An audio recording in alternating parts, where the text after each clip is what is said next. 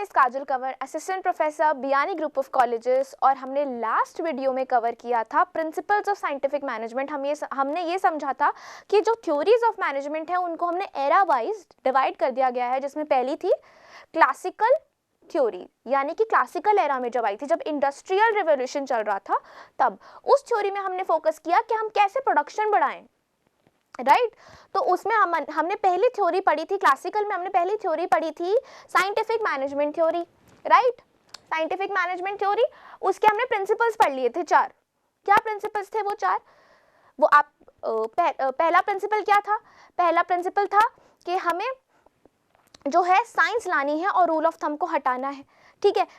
दूसरा प्रिंसिपल था हमारा कि हमें हार्मनी लानी है, डिस्कॉर्ड को हटाना है। तीसरा था कोऑपरेशन लाना है, इंडिविजुअलिज्म को हटाना है। और चौथा था कि डेवलपमेंट लाना है हर किसी का उसकी एफिशिएंसी, बेस्ट एफिशिएंसी के साथ में, ठीक है। और वो कैसे करते हैं? हमें उसके मनपसंद काम उससे करवाने हैं ताकि वो उस काम में और ज़्यादा क्रिएटिव हो जाए। ये 4 प्रिंसिपल्स हमने पढ़े थे साइंटिफिक मैनेजमेंट थ्योरी में, राइट। अब ये तो प्रिंसिपल्स थे कि इन प्रिंसिपल्स पर ये बेस्ड है, बट साइंटिफिक मैनेजमेंट थ्योरी की टेक्निक्स क्या है, कैसे आप अप्लाई करोगे इसे अपने बिजनेस में, अपने मैनेजमेंट में, तो वो देखते हैं। साइंटिफिक मैनेजमेंट थ्योरी की ना बहुत सारी टेक्निक्स है। अब उसमें पहली टेक्निक्स ये आ जाती है हमारी, जो है फंक्शनल फोरमैनशिप। फंक्शनल फोरमैनशिप ये क्या बोलती है? ये बोलती है कि जो लोग प्लान कर रहे हैं वही लोग प्रोडक्शन कर रहे हैं। तो इससे क्या हो रहा है? बहुत क्योस हो जा रहा है। मुझे काम भी करना है, मुझे प्लान भी करना है, सब कुछ एक ही जने से जब हम कराएंगे तो क्या होगा? थोड़ा क्योटिक हो जाएगा। तो इसने बोला कि प्लानिंग करने वाले लोगों को अलग कर दीजिए और प्रोडक्शन करने वाले लोगों को अलग कर दीजिए, ठीक है। तो ऐसे किया हमने, प्लानिंग और प्रोडक्शन इंचार्ज, 2 इंचार्ज बना दिए, ठीक है। अब इसमें क्या होगा? प्लानिंग वाले केवल प्लानिंग पर ध्यान देंगे और प्रोडक्शन वाले सही से प्रोडक्शन हो रहा है नहीं हो रहा है इस पर ध्यान देंगे, ठीक है। तो प्लानिंग में सबसे पहले आता है हमारा इंस्ट्रक्शन कार्ड क्लर्क, ठीक है। क्या लिखा है? Instruction card clerk. जैसे कि इसके नाम में लिखा है इंस्ट्रक्शन, तो यानी कि इसका काम है इंस्ट्रक्शंस देना, कि काम कैसे होगा, किसे इंस्ट्रक्शंस देगा? वर्कर्स को इंस्ट्रक्शन देगा कौन? Instruction card clerk. अंडरस्टूड?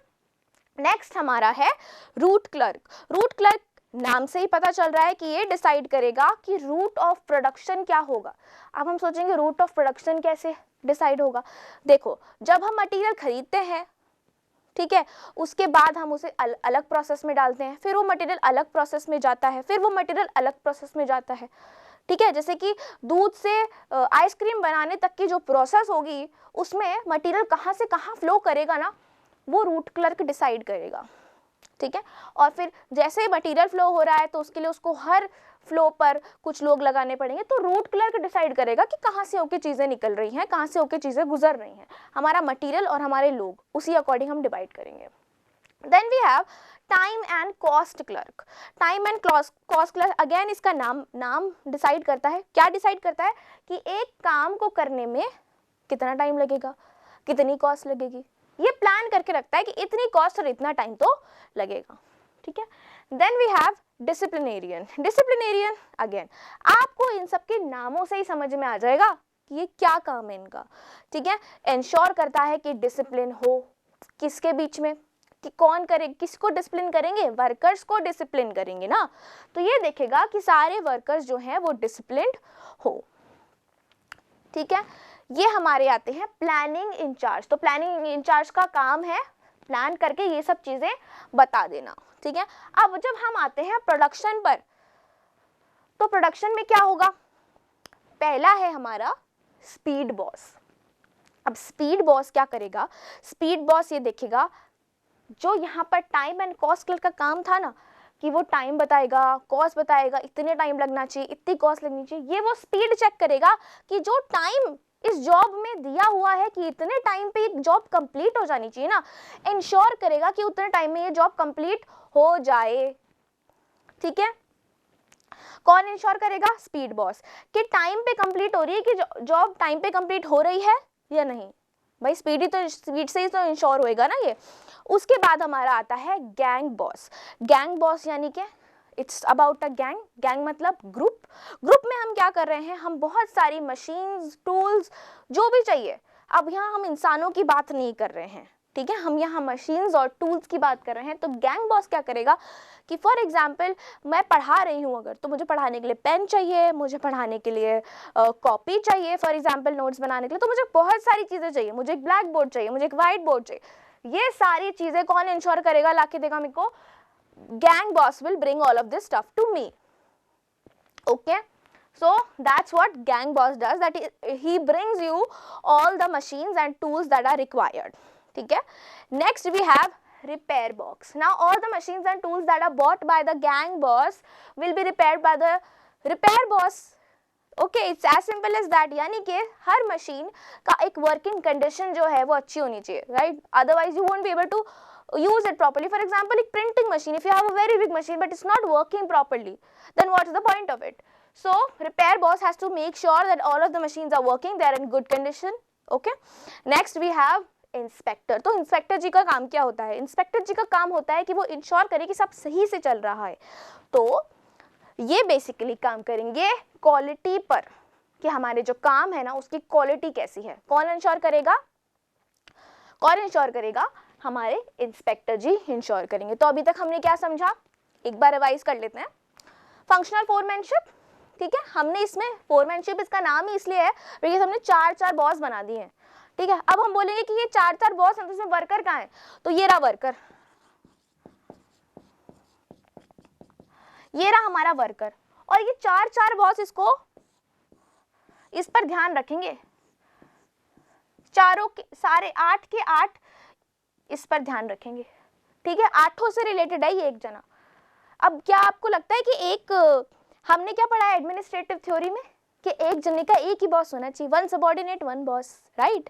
पर ये तो उस चीज की ऑपोजिट बात हो गई। यहाँ पे 8 बॉस है और एक जना है, मतलब हर जने के 8 बॉसेस हो गए, राइट? तो ये, बट वो किसने बोला है? वो फ्योल ने बोला है, तो उससे कंफ्यूज नहीं होना, फ्योल ने बोला है, ये टेलर ने दिया है। टेलर ने दिया फंक्शनल फोरमैनशिप, जहां पे एक जने के 8 बॉसेस हो रहे हैं, ठीक है, दोनों की अलग अलग थ्योरीज है, तो इसलिए कंफ्यूज नहीं होना। अब ये है, हमने पढ़ा था प्लानिंग। प्लानिंग में कौन कौन हो गया? हमारा इंस्ट्रक्शन कार्ड क्लर्क हो गया, रूट क्लर्क हो गया, time and cost clerk, disciplinary. और प्रोडक्शन में जब हम प्रोडक्शन करने पे आ जाते हैं तो हमारा हो गया speed boss, gang boss, repair boss और इंस्पेक्टर। ये बात हमें समझ में आ गई। और ये सब वर्कर के ऊपर एज अ बॉस उस पर काम करेंगे। ये तो हमारी होती है फंक्शनल फोरमैनशिप। ये एक टेक्निक है, किसकी? साइंटिफिक मैनेजमेंट थ्योरी की एक टेक्निक है।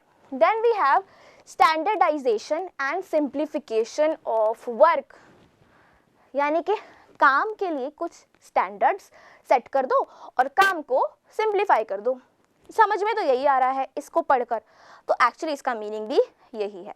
ये क्या बोलते हैं कि स्टैंडर्ड सेट कर दो। फॉर एग्जाम्पल, अगर हम फोन बनाते हैं, जब कंपनी फोन बनाती है तो क्या ऐसा होता है कि वो सेम मॉडल किसी और के पास थोड़ा अलग दिखता है और किसी और के पास थोड़ा अलग दिखता है? नहीं, वो सेम मॉडल है। इसलिए जब गाड़ियां भी बनाती है कंपनी, तो सेम गाड़ी, same model will be exactly same. क्यों? क्योंकि आपने एक स्टैंडर्ड सेट किया हुआ है कि वो ऐसी दिखनी चाहिए, उसका फॉर्म ऐसा होना चाहिए, उसका डिज़ाइन ऐसा होना चाहिए, उसका साइज ऐसा होना चाहिए। तो वो सब किस में आता है? स्टैंडर्डाइजेशन में। जब आपने सेट कर दिया है एक स्टैंडर्ड, ठीक है। और सिंप्लीफिकेशन क्या बोलता है? बोलता है कि जो अलग अलग बहुत सारे तरीके के आप प्रोडक्ट्स बना रहे हो ना, वो सब आप बंद कर दो, आप एक स्टैंडर्ड सेट कर दो, सिंप्लीफाई कर दो, ठीक है। डाइवर्सिटी ऑफ प्रोडक्ट मत करो, मत लाओ। इससे क्या होगा? इससे जब बार बार लेबर एक ही काम करेगा, एक ही चीज़ बनाता रहेगा, तो उससे कॉस्ट हमारी कम हो जाएगी, बिकॉज हम वास्ट यानी कि बल्क में जो है वो चीज़ें बना रहे हैं। तो जब बल्क में चीज़ें बनाते हैं ना, तो वो सस्ती पड़ती हैं, ठीक है। तो that is standardisation and simplification of work, ये बोलता है। तो क्या बोलता है स्टैंडर्डाइजेशन एंड सिंप्लीफिकेशन? कि पहली बात तो ये कि आप एक स्टैंडर्ड सेट कर दो कि हमारा प्रोडक्ट इस तरीके से, इसकी स्पेसिफिकेशन होनी चाहिए। जब हम अमेजोन पे भी कुछ ऑर्डर करते हैं ना, तो उसमें स्पेसिफिकेशन आती है लिखी हुई कि इसका इतना साइज है, इतनी लेंथ है, इतनी विड्थ है, ऐसा लिखा हो, क्योंकि वो स्पेसिफाइड है, ठीक है। और दूसरा ये कि हमें आइडेंटिकल चीज़ें बनानी है, तो इसलिए सिंप्लीफाई कर देना चाहिए काम को और डाइवर्सिटी ऑफ प्रोडक्ट को रोक देना चाहिए, ठीक है। तो बेसिकली सिंप्लीफिकेशन क्या बोल रहा है कि हमें बहुत सारी वेराइटीज़ नहीं बनानी है, हमें पहले जैसे ही जो पहला बनाया ना उसी के जैसा दूसरा बनाना है, उसी के जैसा तीसरा भी बनाना है, तो सारे सबको सेम करना है। किस में बोलता है ये? स्टैंडर्डाइजेशन और सिंप्लीफिकेशन ऑफ वर्क में। Okay, next we will move to method study. जैसा कि इसका नाम बोलता है मेथड, यानी कि काम करने का तरीका, राइट। तो ये बोलता है कि काम करने के ना, एक काम करने के बहुत से तरीके हो सकते हैं, ठीक है। फॉर एग्जाम्पल अगर मुझे पढ़ना है तो उसका तरीका ये भी हो सकता है कि मैं केवल लिख लिख के पढूं, या फिर मैं सुन सुन के पढूं, या फिर मैं केवल देख लूं और उसी से मुझे समझ में आ जाए, नोट्स देख लूं, राइट। बहुत से तरीके हो सकते हैं पढ़ने के, बट ये तरीके स्टूडेंट टू स्टूडेंट अलग होते हैं, राइट। तो मेथड स्टडी भी क्या बोलती है कि एक काम करने के बहुत से तरीके हैं बहुत से तरीके, लेकिन हमें क्या करना है, हमें सबसे बेस्ट तरीके का यूज करना है। और आप सबसे बेस्ट तरीका यूज कैसे कर पाओगे? जब आप सारे तरीकों को करके यूज करके देखोगे, ठीक है। तो बेसिकली मेथड स्टडी ये बोल रही है कि बहुत सारे तरीके हैं, उन सबको देखो, उन सबको यूज करो और जो बेस्ट लगे वो अपनाओ, ये हमारी मेथड स्टडी बोल रही है। Okay, next we have is motion study. Motion मतलब क्या होता है? चलना, कहीं आगे बढ़ना, मोशन, हिलना डुलना, दैट इज मोशन, ठीक है। अब क्या होता है, जब हम एक वर्किंग एनवायरनमेंट में काम कर रहे होते हैं तो हमें बहुत सी चीज़ें करनी पड़ती है। फॉर एग्जांपल मुझे पहले कॉलेज आना पड़ेगा अगर मैं पढ़ा रही हूँ तो, फिर उसके बाद मुझे क्लास में जाना पड़ेगा, फिर मुझे क्लास से आना पड़ेगा, फिर मुझे स्टाफ रूम में जाना पड़ेगा, फिर ऐसे बहुत सारे फंक्शन होते हैं। अगर मुझे कुछ और काम है तो मुझे हो सकता है मुझे रिसेप्शन पे भी जाना पड़े, हो सकता है मुझे किसी और डिपार्टमेंट में जाना पड़े, क्योंकि ऑफकोर्स सी बात है पूरी ऑर्गेनाइजेशन है, कहीं पर भी काम के लिए आपको जाना पड़ सकता है, ठीक है, किसी से भी आपको काम हो तो मोशन स्टडी क्या बोलती है कि जो भी ऑपरेटर है, ठीक है, वो क्या है, उसके बहुत सारे मोशंस होने वाले हैं। तो कई बार मोशंस कैसे होते हैं? यूजलेस। अब क्या है कि बहुत सारा काम है तो मैं क्या है थोड़ी सी लापरवाही भी कर लेती हूँ, कभी थोड़ा सा जाके कैंटीन बैठ जाती हूँ।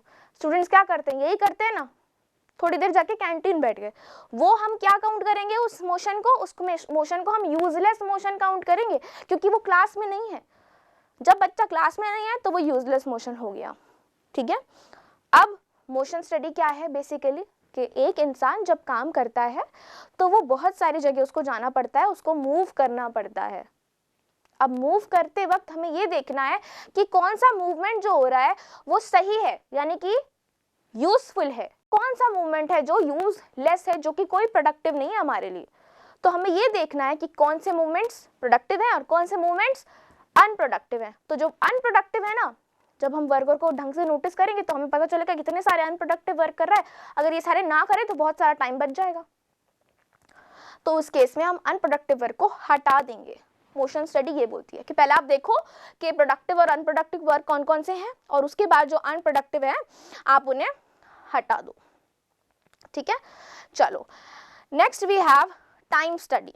टाइम स्टडी क्या बोलती है कि हर काम को करने का एक स्टैंडर्ड टाइम होता है, हर जॉब को करने का, हर जॉब का अलग अलग टाइम होगा और वो स्टैंडर्ड टाइम होगा, ठीक है। अब जो स्टैंडर्ड टाइम है ना, वो कैसे पता चला? कैसे? टेलर ने अपनी मर्जी से क्या कोई भी टाइम लिख दिया कि इस काम को करने का इतना टाइम लगेगा, इस काम को करने का इतना टाइम? नहीं, टेलर ये बोलता है कि हर काम को करने का ना टाइम एक स्पेसिफाइड टाइम होता है, पर वो कैसे पता चलेगा? तो टेलर ने इसके लिए क्या किया, स्टॉप वॉच लेके बैठा और उसके बाद सारे वर्कर्स को काम दे दिया। अब उसने उनका एवरेज निकाल लिया कि हर वर्कर को एक ही काम करने में कितना टाइम लग रहा है। इससे उसने एवरेज निकाला तो उसे पता चल गया एक काम को करने में ना लगभग इतना टाइम लग सकता है, फिक्स टाइम आ गया, ठीक है। ये हमारा टाइम स्टडी बोलती है। क्या बोलती है कि आपको देखना है और उसके बेसिस पर जो उसने काम किया ना, उसके बेसिस पर आप उसका पे डिसाइड कर सकते हो। फॉर एग्जांपल उसने 4 घंटे लिए, ठीक है, 4 घंटे लिए और उसका स्टैंडर्ड टाइम कितना था, यानी कि टाइम कितना लेना चाहिए था, उसने कितने लिए, ठीक है, उस हिसाब से आप उसका पे डिसाइड कर सकते हो। वो हम आगे पढ़ेंगे, ठीक है। इसके बाद है हमारा फैटीग स्टडी, ठीक है। फैटीग स्टडी क्या है? हम काम करते करते थक जाते हैं, right, that is fatigue study.